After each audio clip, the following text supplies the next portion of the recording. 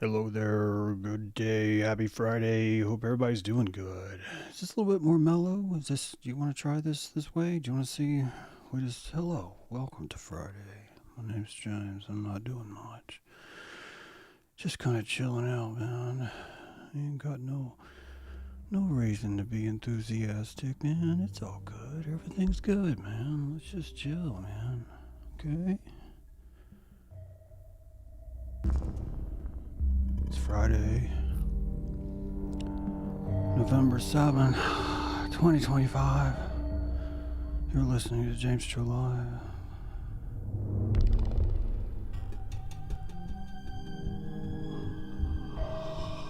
Yeah, we got a lot to do. Hey guys, how's it going? Big day yesterday. Lost the stream. Powerful, don't you dare say that again. The punch was already full of a lot of chunks. All right, a lot of chunks. We tried to do a live call yesterday. It was hilarious. I wasn't expecting a victory. Although last week we did get away with a pretty cool show. This is an experiment to show you what happens when you just open the doors to everyone and you're just like, hey, let's just let everyone in and everyone's equal. Everyone deserves a voice. Everyone should be anonymous. They're the ones controlling us. We're innocent. And then when you sit in yesterday, you're like, oh yeah, we are fucking retards. We got had a porn stripper come in. That was cool. I think actually there's still video of her drying herself off in the bathtub. I think around the 3 minute mark, maybe. I'm not sure. You might be wondering where the link is. I could not keep it on my channel. There were a couple of different reasons. The entire thing was just, you got a cluster, and then you got a fuck. You got peanut butter, and you got chocolate. Sometimes those things meet, and when they do, you're looking at a good dessert. But you can see that link, but you have to go to Patreon, because I've got it on another channel in case it gets flagged for content. But it's still good to try. This week has been really a lot going on. A lot going on. World's burning. And I hope you brought your marshmallows. Marshmallow for the fellas. And let's talk about Jodie Foster. For the love of Jodie Foster, we're already raging about the world, meaning, look, you belong in the world. I'm going to say we, all right? We're already raging about the Charlie Kirk shooter being on the left. That's pretty standard. Tell me this is right. Oh, man, you're making me do it again in front of everybody. God. Hang on a second. Gotta go here. And then I gotta go here.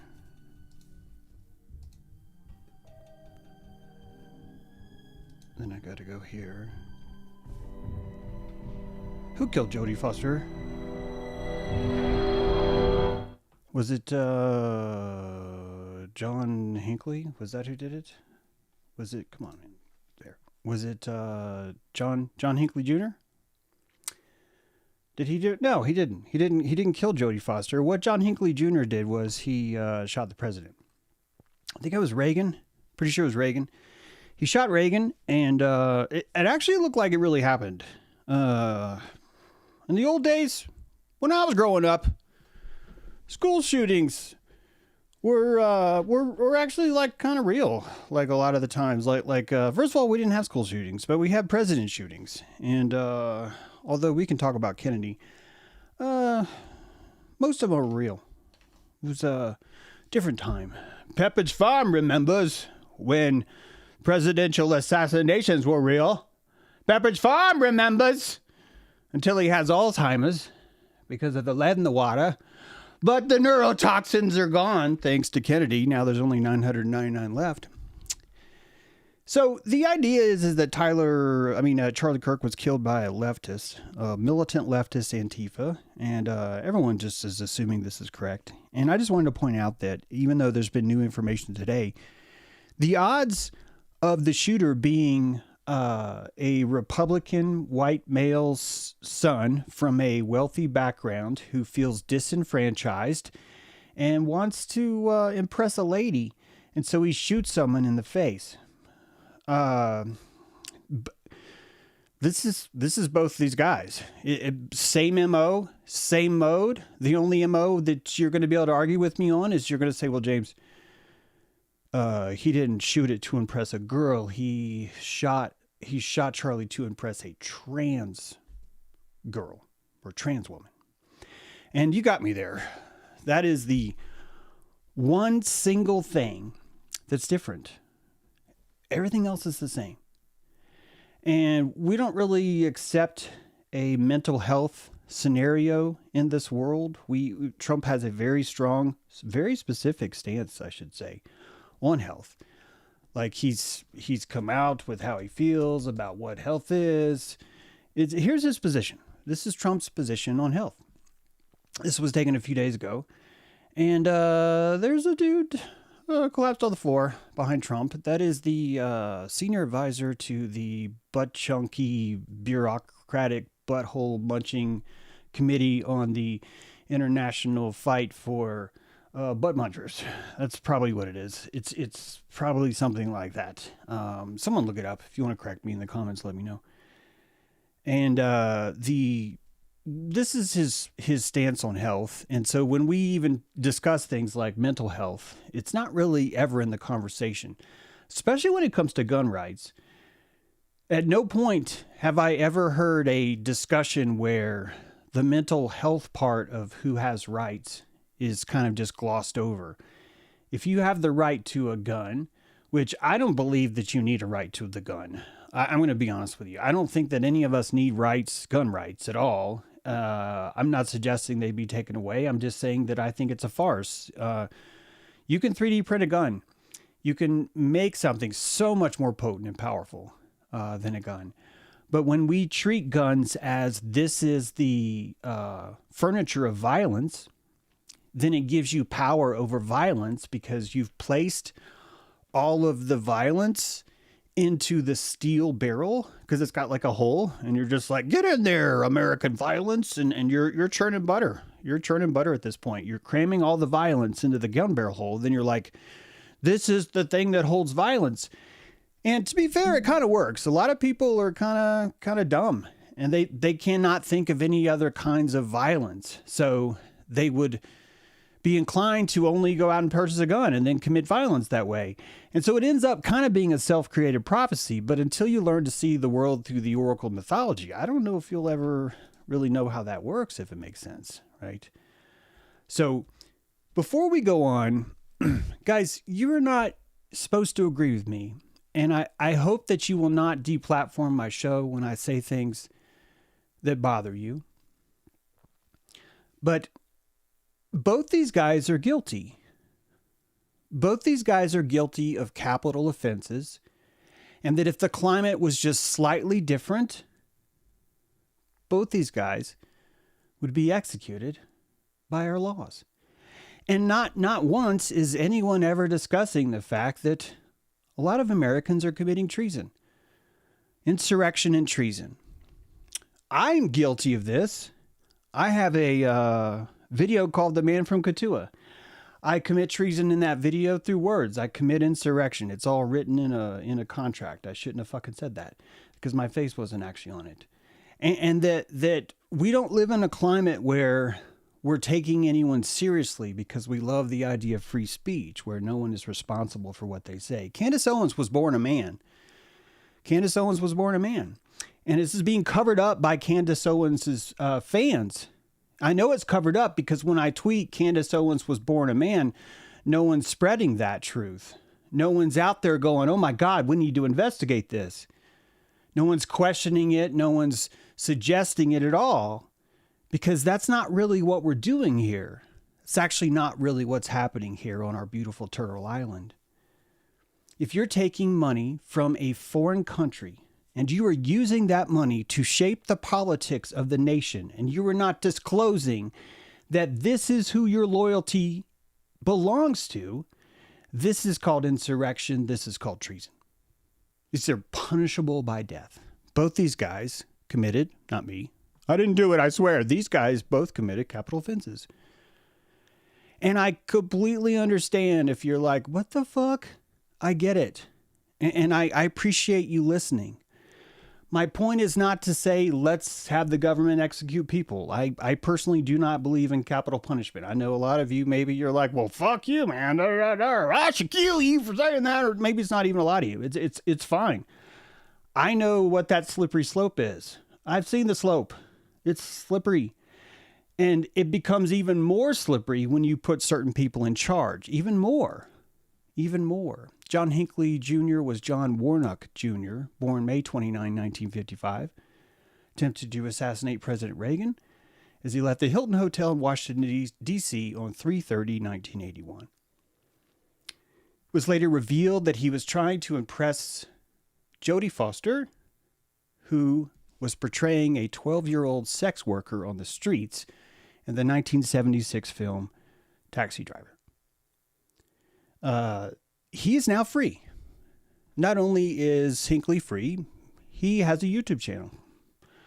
Not only does he have a YouTube channel, he puts his art on there, and he's allowed to now. He used to have to, he could only show his art if he did not use his name.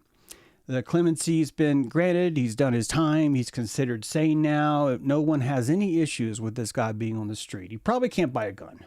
Not gonna lie. Probably like, hey, John, you can't buy a gun. He's probably like, oh no, all of my options for committing death are vanished now. And everyone's like, yes, you get it. He's like, darn, now everyone is safe because guns have been outlawed.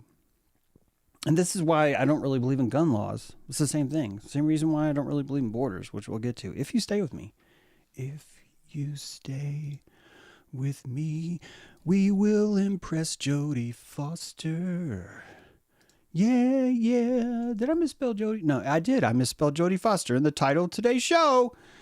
That's not good. Yeah, I wonder if this crashes if I do this. I don't want to get that wrong. Let me get that right. There we go. We don't want to get fake news, guys. We don't want to be giving no fake news to nobody. We can't be having no fake news.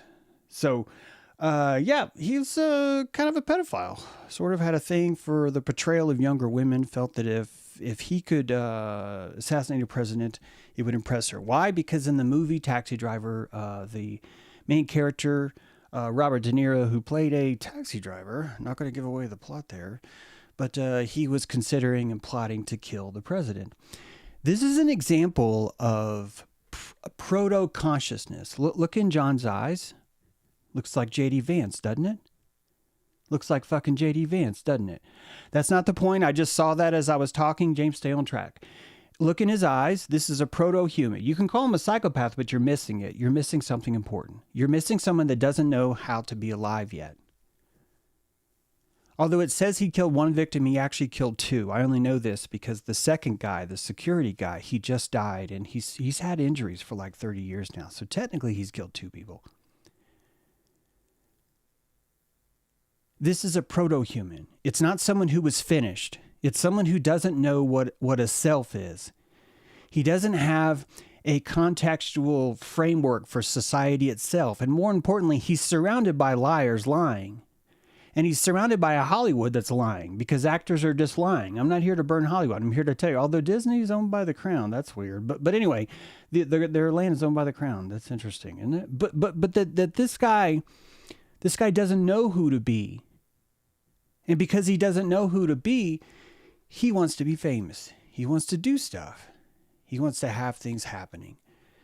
Now, I want you to picture that John Hinkley, we've known about him since 3/30/1981. We've known about this guy since 1981. That's a long time. That's a long, long time. It's probably like 44 years, I would guess. For 44 years, we know that there are people, proto-humans, that don't really have a self yet, that are wandering around and very susceptible to Hollywood, to politics, to violence, to anything, to stalking, to pedophilia. We got one in the office right now. Like it's we know these guys. They're everywhere. Not only do we know they're everywhere, but we're not willing to accept they're everywhere. And as long as we're not willing to accept that they're everywhere, we're just going to keep them around. We're just going to keep them around, just be like, it's all right. And this is just a luxury of the first world, frankly. We're so luxurious that we have enough people that we could just be like, look, the guy could be expendable. You know, it could be expendable. And we only get mad if it's a president. We only get mad if it's like Katie Gunderschmidt. It's something like Gunderschwiegel or something, you know, or like Kayla Gundersch. It's like you got to have that name of like Gunder, blah, blah, blah, in their last name. And if you've got that and you're relatively cute, you're going to get some attention. You're going to get some national attention. So let's not argue with that. Let's just do some math, because I don't know if you've realized these are not isolated cases. There's more ways. There's more John Hinkleys out there. There's more. There's a giant database of them. A database of them. This database has been built for ages. Yes, discerning light. Carried Captured in the Rye with him as well. You're absolutely right. That book, I think, was resonated on a schizophrenic level, that he probably even had some empathy for the writer who doesn't really have people understanding him. This is why schizophrenia is really a social disease. And the only reason why we complain about schizophrenia is when it gets so bad that someone starts warping reality. And I cannot think of a more potent way to warp reality than to pump a bullet through it. Take a piece of shiny metal and propel it faster than the speed of sound. A bullet has two sounds. Two. One is the explosion of gunpowder, but the other is the breaking of the sound barrier. You are violating the laws of time and space and propelling something through such a force that you're able to change reality. You're able to remove someone's existence from this place, whether it be Charlie Kirk or Ronald Reagan or 68 dead bodies in the Caribbean. It's just, all you got to do is break the sound barrier. It's really just about energy, frequency, and vibration. But back to the FBI database. You've got a database of potentially disenfranchised shooters across the country. This list could be shared with our allies. One of our allies is Israel. And if you were sharing this list with your allies, then allies that may have some sort of electronic device, that may have some sort of infiltrated rogue test messaging, could be utilized to start to farm these people. That if you were the government, you would start to say, is there something we can do with serial killers? Can we be resourceful with the serial killers we have? Is there a way that we can monetize these guys? Can we monetize serial killers? Now, you might think that's sick as fuck, and I don't mind you saying it's sick as fuck, but honestly, it's responsible. You have a garden, and inside the garden, you have all these different types of vegetation. And one of those vegetations you used to find obnoxious, but it's so there, it keeps staying there, that you're constantly thinking late at night, what could I do with this thing? What sort of thing could I make out of this resource that I have growing in the garden? And that would be a mass shooter database. So I'm not telling you something that involves you thinking someone's like a skull fucker or someone's like committing evil. I'm just telling you that Lee Harvey Oswald, Nicholas Cruz, Tyler Robinson, Hinkley are resources. And that these resources can be deployed in the field. ICE has come out with the fact that they are now able to open windows. Have you heard this? That they can come up to your car now and basically open your window. And they can do that automatically. This is like power windows. Hats off to you guys who still don't have power windows.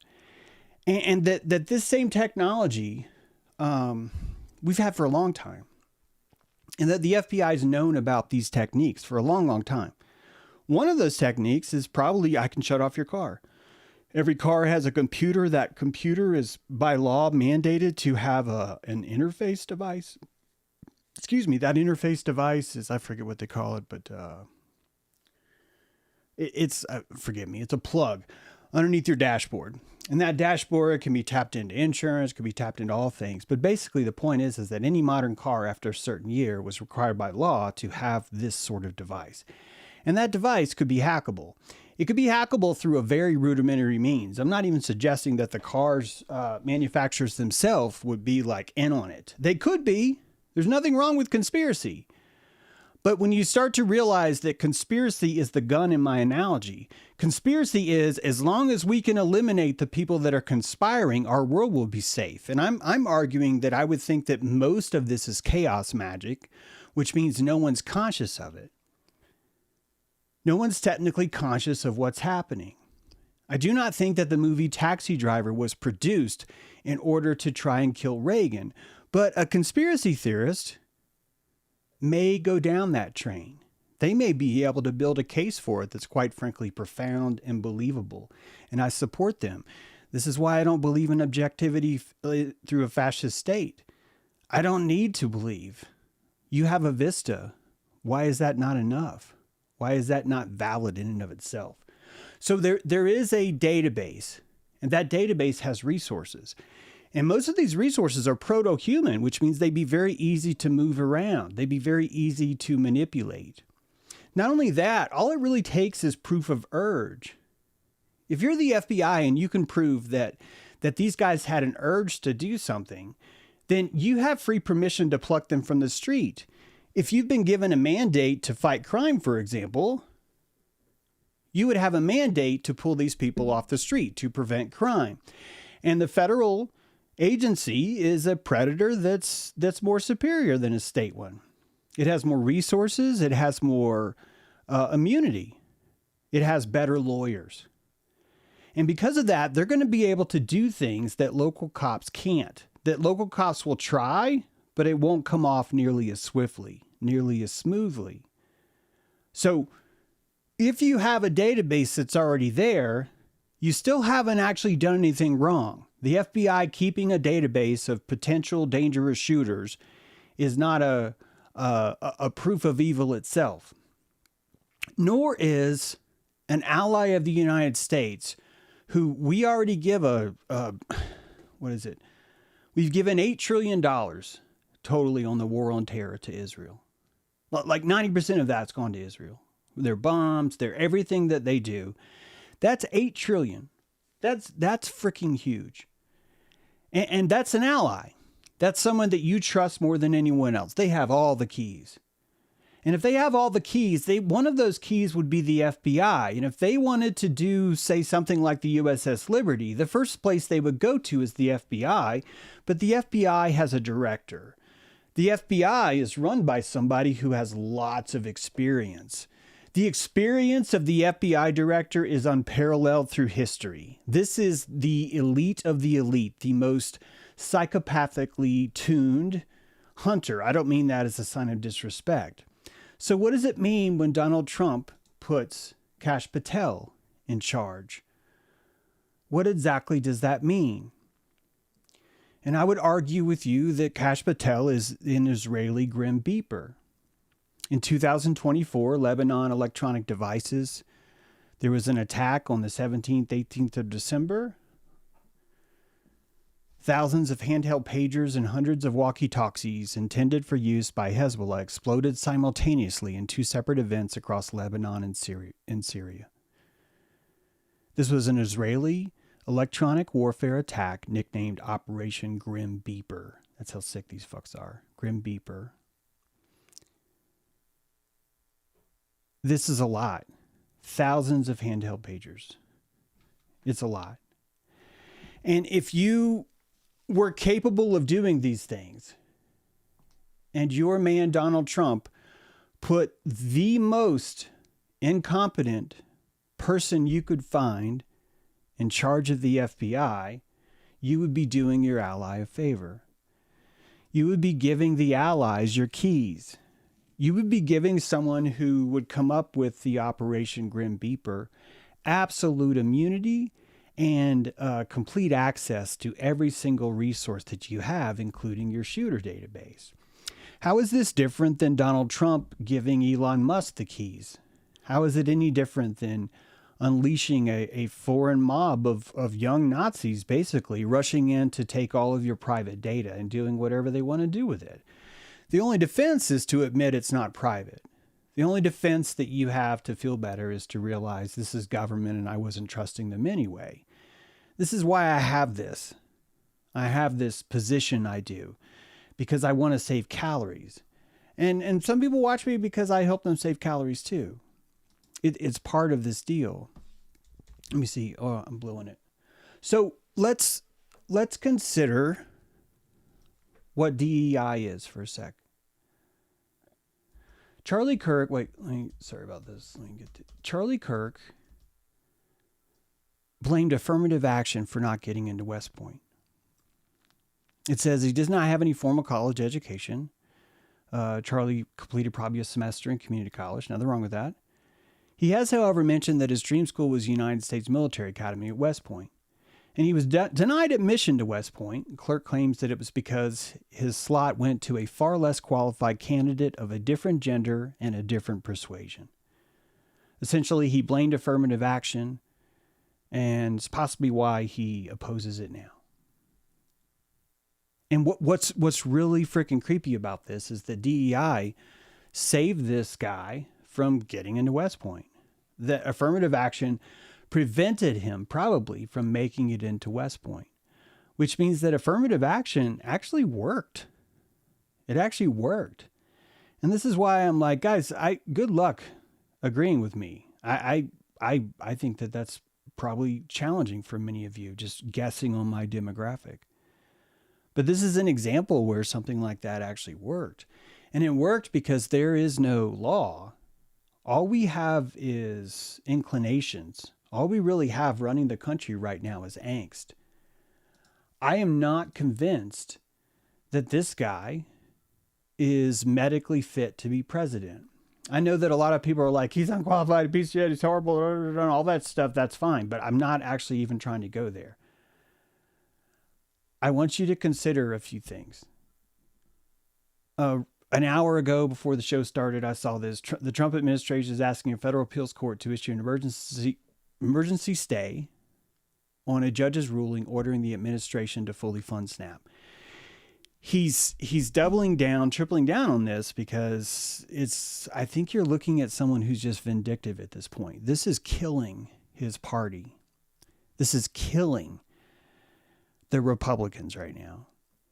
And I think that this is showing you that this is personal for him. And when it's personal, I just want you to chalk that up as just a kind of evidence. The next piece I want you to look at is this picture of him on the roof. This was a few weeks ago. He's climbed up on top of the roof, but he's on the west wing. He's on the complete other side. It was explained that he was on the west wing to oversee the construction of the east wing, but that's impossible when you look at how it's laid out. There's a giant Capitol in the way. And at first you might be, well, there's a lot of reasons for it to be up here. But even if you look at the men surrounding him, I want you to consider for just one sec the principles of dementia, the principles of a aortic event that could drop the amount of oxygen to the brain to such a point to where incompetence and dementia sets in. And that you could be looking at a wandering dementia patient who's just doing things. And if you think it's a stretch, I completely understand, but I also want you to look at the Oval Office, this next picture. These are 3 sheets of paper that have been printed in a gold ink. Very, very nice printer they have there, I got to say. 11 by 17. And it says the Oval Office. Apparently, this is the same script that Donald uses at Mar-a-Lago. And it's printed on paper and it's taped to the wall. I had a father-in-law for a little bit in my life. And I noticed when we were on vacation, I rented a house at the beach and my in-laws came. And I noticed that he kept going to a computer, and he had on a computer a screensaver, and the screensaver was showing him pictures of his family. And the pictures were flashing every few seconds. And no one else in the family thought that was weird. And I think that this is a lot of how Hades works, where unless you have enough calories to accept something as real, it just kind of skips by. It just kind of passes by. And I think this was one of those cases because I immediately thought, I don't know, I think this is Parkinson's. I think this guy can't remember who or where he is. And as that started to unfold, I started to notice that a lot of the treatment for things like this is placing cues that allow the mind to survive these steps through recollection. That the recollection suffers so much that you would need to do things like print bathroom, kitchen, things like that.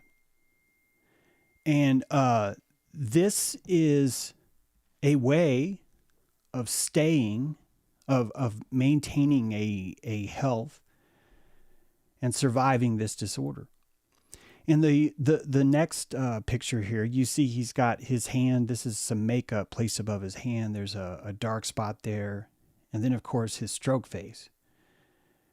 Someone said that he's losing the right. And he is, because when you step into this role, I think you do become a living archetype. Your body does become the body of Rome itself. Yeah, at one point he was Elvis. You're right, Bootsy. Trump was just given a badge. The federal something gave him a badge. He's wantonly killing people in the Caribbean with no trial. He's violating all the War Powers Act. I realize that most presidents do that, so we won't even count that. I'm not trying to tell you he's horrible. I'm trying to tell you that I don't think that we have a system in place that would even recognize that there's some incompetency here. You've got the Miss American cabinet, some of the most unqualified people around, that have been bred to be yes men, been bred to basically just agree with whatever's happening. So I think that there's a captainless ship is what we're seeing. And him demolishing the East Wing, I think, is proof of that. I really, really think, you guys, that this guy got on the phone one day and was just like, I'm going to fucking tear down the East Wing. And before breakfast, and it was even reported that there was no official plan had been published, and that before breakfast, this dude's like, get some bulldozers out here and get this done. And the first person that says no is going to be fired. The second person that says no isn't going to say it as loud. The person who gets the construction crew there, he's going to get promoted. And as long as people like that keep getting promoted, you're fine to just keep going. The country's not stopping. The generals aren't saying shit. They're just sitting in their chair. Just like, well, tell me what to do, I'll do it. That's why I'm here. And I know that we're convinced that everybody's got their shit together, but People magazine says the Louvre surveillance system password was Louvre. And before we beat up on Louvre, I think it's hard to spell. So to be fair, I think that would get me. I think if I was down there, I was about to hack and I'd be like, what's their Wi-Fi password? And I'd be Louvre. I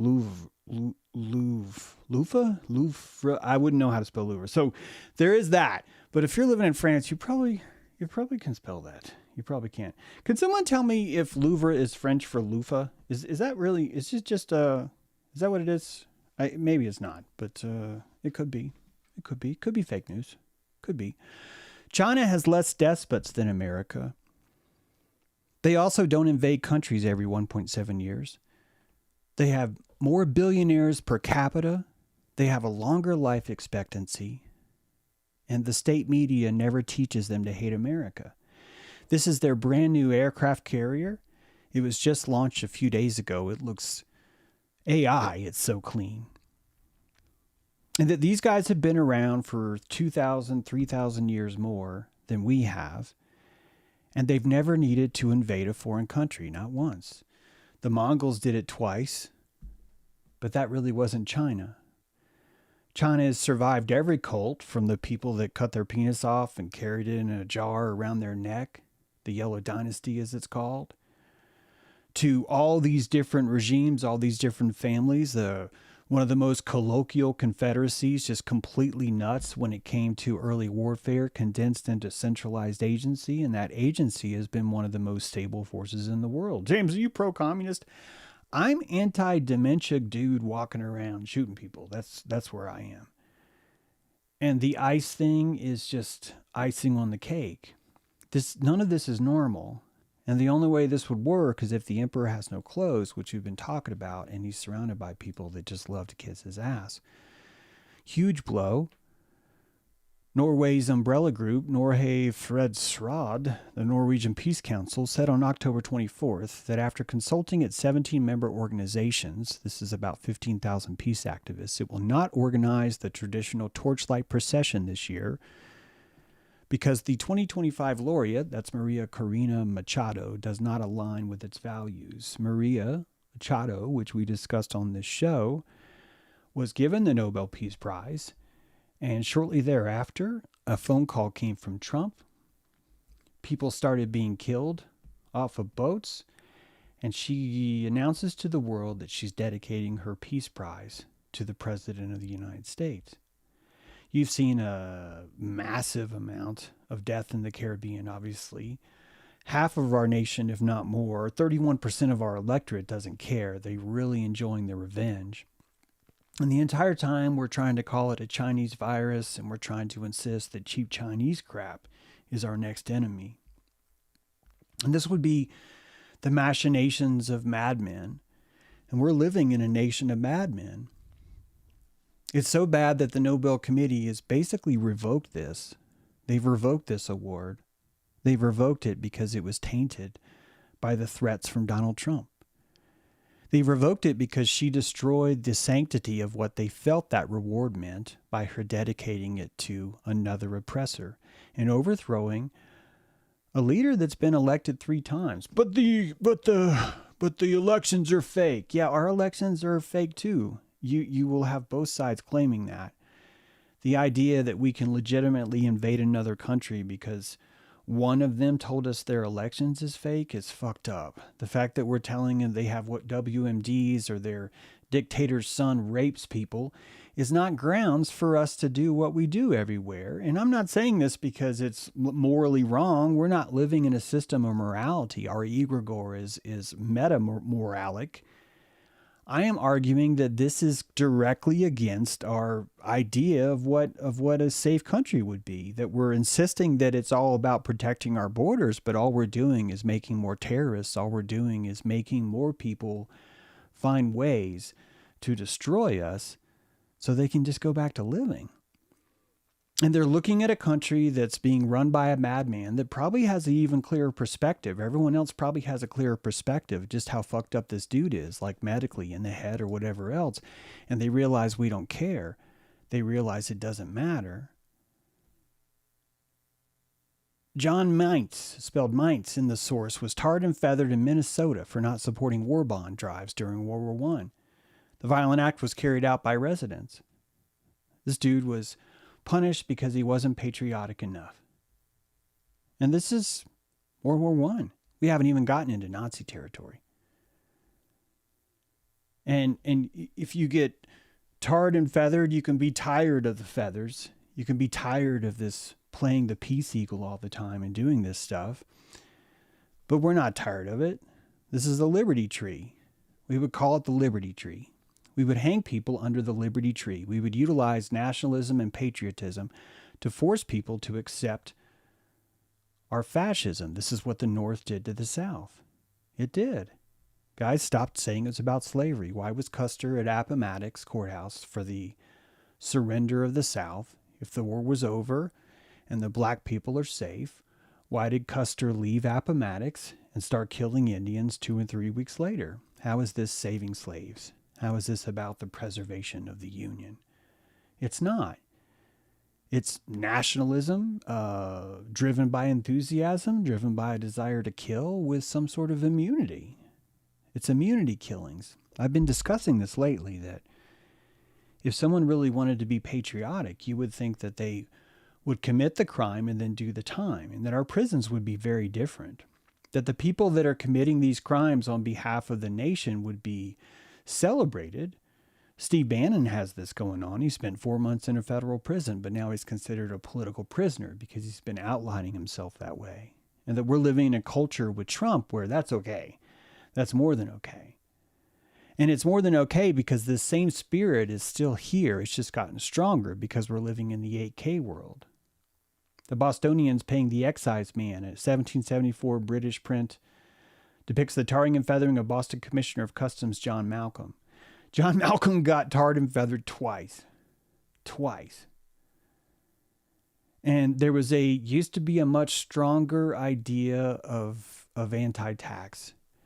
And the right has had Trump in office for several years. This is his second term. They own all branches of government, and not once has any of them discussed abolishing the IRS or ending the federal income tax. None of them have. So this has nothing at all to do with liberty. This has everything to do with power and revenge. This is what tarring and feathering is all about. It's about revenge. And it's on both sides. Yes, both sides. The Alternative of Williamsburg, a 1775 British print, another by William Dahl, of a loyalist being forced to sign the associations or resolutions drawn up in Williamsburg. This is just big government. This is August 1774. Before 1776, we were doing this to each other in public. You can see in the back here is a cure for the, what does it say, refractory, and it's a bag of feathers and tar. So basically everyone was bullied to pick a side. And that's really not different. Turtle Island has always had that. You're not going to make it if you're not inside a tribe. You're going to be looking for a tribe, and if you have to be banished or you decide to leave, you're going to be looking for a tribe that accepts new people. You're going to find someone like the Cherokee that has a family called the Longhairs, and that it's made for people like you, and they put you through a gauntlet, they do everything else, but at least there's some kind of path to immigration. There's a path to immigration. And there's never been a law, which I keep bitching about, but I get it. It's like we're not about laws anymore, but there's not actually a law that says it's illegal to be here. That doesn't even exist in the books, if I said. Hey, women do it too. Mrs. Hattie Lowry was tarred and feathered in 1906. She was tarred and feathered by 4 married women, and they marched her through the streets. This is probably a labor thing, I think. So the tendency to behave this way is strong, and there's nothing wrong with that. There's really not. There's not really justice. There's not really law.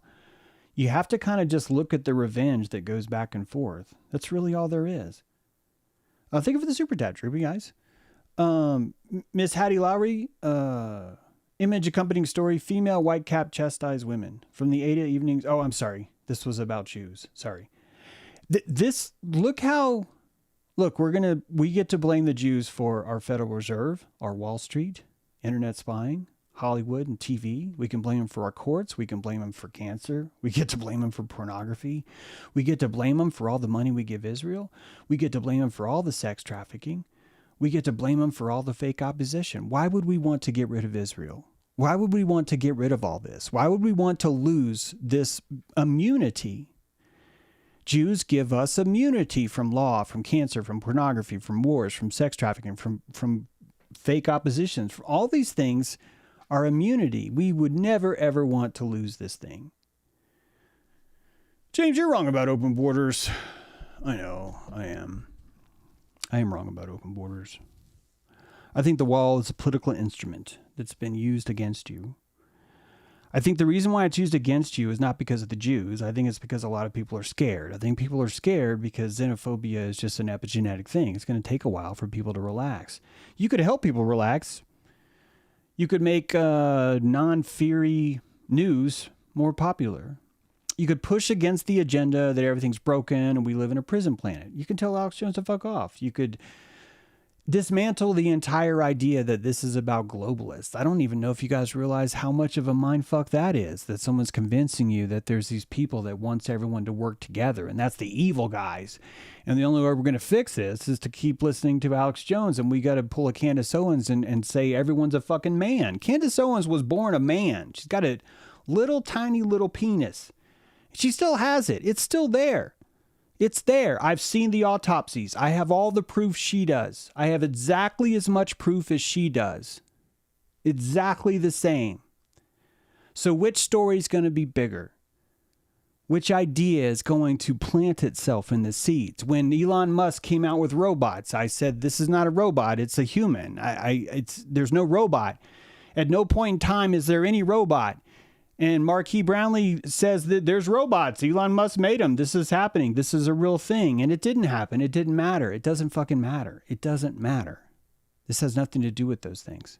Nothing at all. So why am I wrong about open borders? I'm wrong about open borders because people believe in borders and they're like, America needs a border. And if you can't protect your border, why do you even have a government? This is why I'm wrong. And I'm not here to tell you that's faulty, man. Keep thinking that. But I don't have the same idea what government is as you do. Not only that, I actually think that if we had more immigrants in this country, more indigenous people in this country, the PSYOP would be half as powerful. Why? Because those people would be insularies. They would be bringing their own language, their own culture. And because of that, it would provide a natural shade, a kind of canopy where you and I can hide and stay away from all the PSYOPs. And that by going into the restaurants, by going into the Chinatowns or the Mexico towns or whatever, you're instantly removed from this place. You were freed. And hopefully, if you're lucky, you're given a bunch of foreign words. And those foreign words are cleaning your ears because it's just blah, blah, blah, blah, blah, blah, blah. And your mind becomes free. And this is why you'd want to round up the immigrants the same way you'd want to put all the Cherokee children into internment camps and call it boarding school. It's not a fucking boarding school. Are you kidding me? This is a re-education, because the most important thing you're going to do before you kill any of the Cherokee is you want to go ahead and indoctrinate as many young ones as you can, because those fuckers could be taxpayers. That's why I do not believe that we need stronger borders. It has nothing to do with some sort of objective, hypothetical bullshit that we tell ourselves about how this is how. I do not believe that shit, because I see the jungle just like you do. Plus, if you're like, we got to have a fucking border because Mexico's a piece of shit, what are you going to do when he annexes Latin America? What the fuck are you going to say? What are you going to say when the very border itself was eroded by the very fucking man that told you how important it was to fucking put up a border between Mexico and America, and he annexes that place? How are you going to get up the next morning and still have enough pride to look yourself in the mirror and say, wow, that was stupid of me? I don't think you're going to be able to afford it. I think you're going to be lost like the rest of them into that mouth of that creature with teeth on side Jabba's planet in the desert, just a giant desert butthole that's just pissed because all it gets is dirt in its mouth. And that's what MAGA will bring. And the only kind of liberation you have is like, oh my God, if only a Groyper would show up. If only a Groyper would show up and use the word Hitler and use the word nigger, I would feel so much better. And we'll hide behind Jesus. And James, you're wrong about Groypers too. And no, I'm not. I'm not. I believe in disenfranchisement. I believe in this idea of Groyper speak. I've done shows about it myself before I even knew the word Groyper.